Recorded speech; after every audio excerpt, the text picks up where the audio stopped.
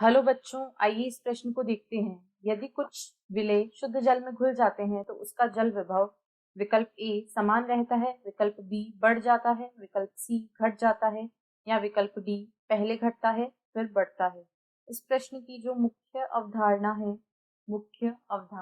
वह है जल विभव। जल विभव या वाटर पोटेंशियल ये क्या होता है? जो शुद्ध जल होता है, शुद्ध पानी के अणुओं की स्वतंत्र ऊर्जा, शुद्ध पानी के अणुओं की स्वतंत्र ऊर्जा तथा विलयन में पानी के अणुओं की स्वतंत्र ऊर्जा, विलयन में पानी के अणुओं की स्वतंत्र ऊर्जा, इन दोनों के अंतर को हम जल विभव कहते हैं। जल विभव इसे साई W से प्रदर्शित किया जाता है। शुद्ध जल का जल विभव सर्वाधिक होता है।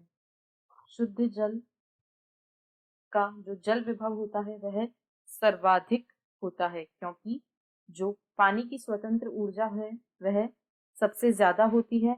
और जैसे जैसे शुद्ध जल में विलेय डालते हैं यानी विलयन का निर्माण करते हैं, जैसे जैसे शुद्ध जल में विलेय को डालते हैं वैसे वैसे स्वतंत्र ऊर्जा कम हो जाती है, जिसकी वजह से उसका जल विभव भी कम हो जाता है। इसी कारण जल विभव कम हो जाता है। अतः दिए गए प्रश्न का सही विकल्प होगा विकल्प सी घट जाता है। जब कुछ विलेय शुद्ध जल में घुल जाते हैं तो उसका जल विभव घट जाता है। यह ना तो समान रहता है, ना ही बढ़ता है और ना ही पहले घटता है और फिर बढ़ता है। आशा है आपको प्रश्न समझ आया होगा। धन्यवाद।